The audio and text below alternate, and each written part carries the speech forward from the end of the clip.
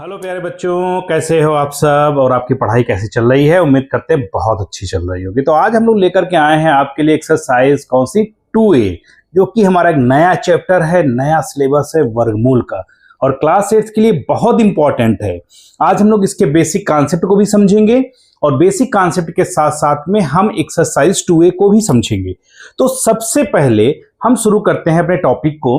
Topic हमारा है वर्गमूल। तो पहले हम ये समझते हैं कि आखिरकार वर्गमूल होता क्या है।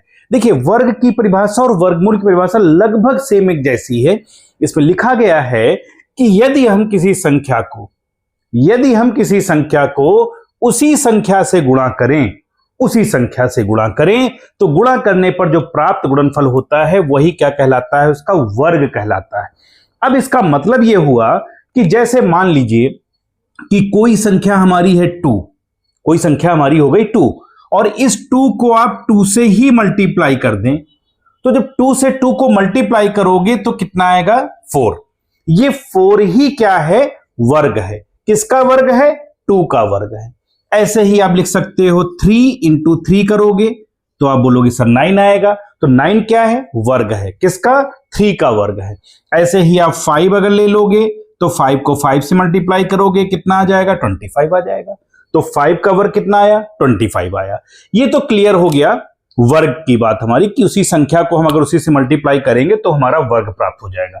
अब अगर हम बात करें वर्गमूल की, तो वर्गमूल क्या है। जैसे अगर हम आपसे कहें कि 1 का वर्गमूल, यानी संख्या कोई है 1 हमारी, और इसका अगर आपको वर्गमूल ज्ञात करना है तो वर्गमूल को लिखोगे कैसे। देखो, सबसे पहले आप ये रूट लगाएंगे इस तरह से और इसके अंदर आप लिख देंगे 1, ठीक है।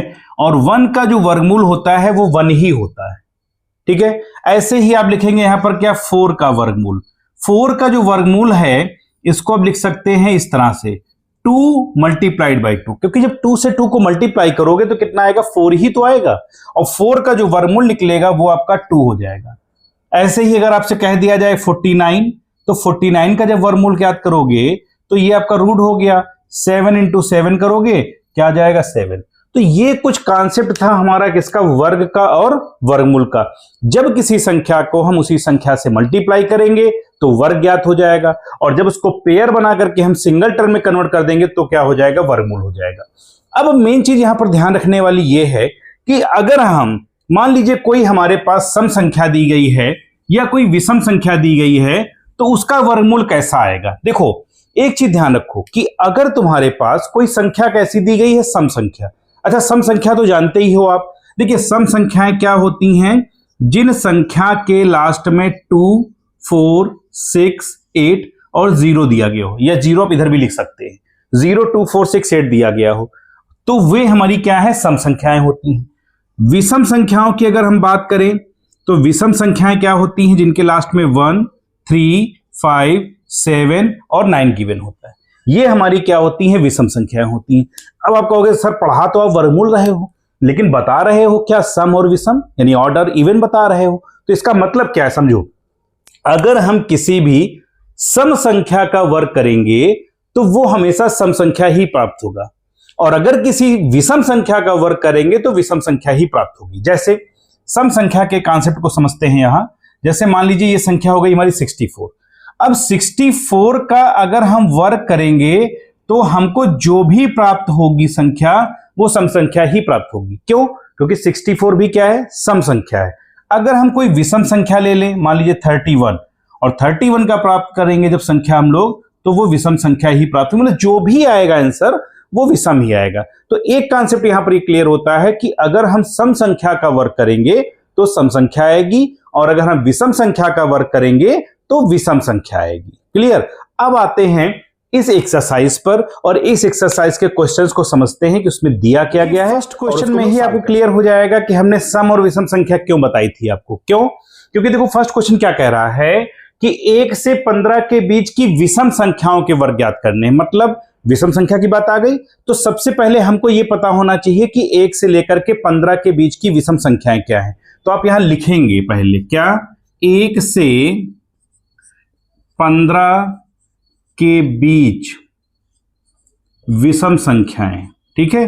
तो सबसे पहले देखो ये ध्यान रखना एक मेन कॉन्सेप्ट ये क्लियर कर लेना अपने माइंड में कि जब क्वेश्चन कह रहा है 1 से 15 के बीच में, तो क्या आप 1 और 15 को लोगे? 1 से 15 के बीच में कह रहा है, तो 1 और 15 के बीच की बात हो रही है, तो हम 1 को नहीं लेंगे। क्या लेंगे?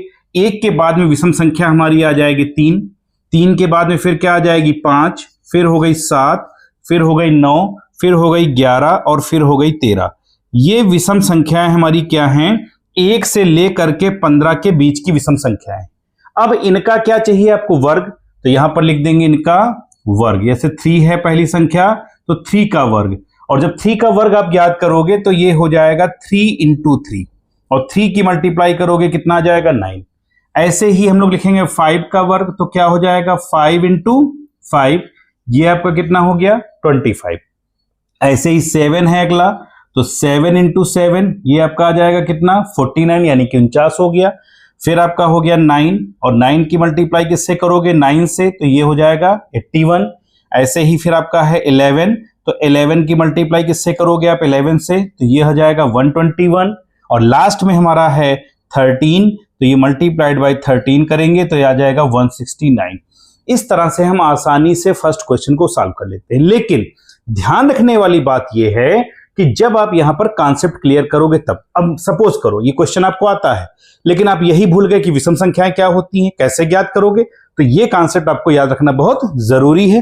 अब देखो सेकंड में दिया गया है कि निम्नांकित के मान ज्ञात करने हैं। 2 संख्याएं हैं, 2 संख्याओं का वर्ग ज्ञात करना है, बहुत आसान है। लेकिन बेसिक कॉन्सेप्ट आप ये क्लियर रखिएगा कि सम संख्या का वर्ग सम संख्या आएगा और विषम संख्या का वर्ग विषम संख्या आएगा। क्यों? क्योंकि यहां पर ये संख्या हमारी क्या है? सम है, क्योंकि लास्ट में 6 है, और ये संख्या क्या है? हमारी विषम है, क्योंकि लास्ट में 5 है आपका। तो इसका वर्ग करना है, यानी स्क्वायर करना है आपको। तो ये आपका हो जाएगा 56 मल्टीप्लाइड बाय 56। 56 को 56 से ही मल्टीप्लाई करो। मल्टीप्लाई करने का तरीका आप लोग जानते हैं, बेसिक में पढ़ चुके हैं। पहले 6 से करेंगे तो 36 हो गया, 3 रिमेनिंग बचेगा, 4 पंचे 30, और 3 आपका हो जाएगा 33। फिर यहाँ पर क्रॉस करिए, 5 का 30 का 0 हो गया, बचेगा 3, 5 का 5 में करेंगे 25, और 3 आपका हो जाएगा 28। जोड़ देंगे 6, 3 0 3 हो गया, 11 का 1 हो गया, 1 इधर आ गया, यही हमारा आंसर हो जाएगा 3136। क्लियर? ऐसे ही हम इसका ज्ञात करेंगे, तो क्या हो जाएगा? ये 65 इंटू 65 करेंगे, तो इसकी मल्टीप्लाई कर लो। मल्टीप्लाई करना पता ही है आपको, 5 का 5 में करोगे, 5 5 जा 25, यानी 25 हो गया, 2 बचेगा, 5 का 30 और 2 आपका हो जाएगा 32, 325 ये आया। यहां पर करो क्रॉस, अब 6 से मल्टीप्लाई करो, 6 पंचे 30 का 0 बचेगा 3, 36 और 3 आपका कितना हो जाएगा? 39। यहां पर हो गया 5 2 9 3 12 का 2, 1 हासिल, इतना आ गया। ठीक है, तो ये बहुत सिंपल सा है आपका, आसान तरीके से आप लगा सकते हो, इसको डरने की कोई जरूरत नहीं है। अब आओ देखें इसके लास्ट थर्ड में कहा गया है कि निम्नांकित परिमेय संख्याओं का वर्ग ज्ञात करिए। क्यों ऐसा कहा गया? क्योंकि चैप्टर नंबर फर्स्ट जो आपका था वो परिमेय संख्याएं ही तो था, तो परिमेय संख्याओं को ही क्या करना है आपको? वर्ग के रूप में ज्ञात करना। सेम वही प्रोसेस है। देखो पहला क्या है आपका? माइनस का 5 है, तो इंटू -5 करो। ये ध्यान रखो कि जब माइनस की माइनस में मल्टीप्लाई होगी तो प्लस हो जाएगा, तो ये तो माइनस माइनस का प्लस हो गया। 5 का 5 में करोगे, बोलो भाई कितना आ जाएगा? 25। यही इसका आंसर हो गया। दूसरा आपको देखो क्या दिया गया है यहाँ पर, 13/17। तो हम लोग क्या करेंगे? 13/17 को 13/17 से ही मल्टीप्लाई करेंगे। तो 13 का 13 में करोगे, 13 का 13 में करोगे 169 आ जाएगा। 17 के गुणा 17 में करोगे तो कितना आ जाएगा आपका? 289 हो गया। ठीक है, ऐसे ही हमारा लास्ट पार्ट है क्या? -6। ये सेकेंड पार्ट हो गया, ये आपका थर्ड पार्ट यहां पर है। -6/5 का वर्ग करना है, तो हमको इसी से मल्टीप्लाई करना पड़ेगा। -6 इंटू 5, माइनस का माइनस में करोगे प्लस, 6 का 6 में करोगे 36, 5 का 5 में करोगे, बोलो भाई कितना आ गया? 25। यही आपका क्या हो गया? आंसर। बहुत सिंपल एक्सरसाइज है और बहुत आसानी से आपने समझा है। तो अगर ये वीडियो पसंद आ गया हो तो प्लीज चैनल को लाइक करना, शेयर करना और सब्सक्राइब करना बिल्कुल ना भूलिएगा। मिलते हैं नेक्स्ट एक्सरसाइज में, तब तक बने रहे चैनल के साथ। Thank you so much.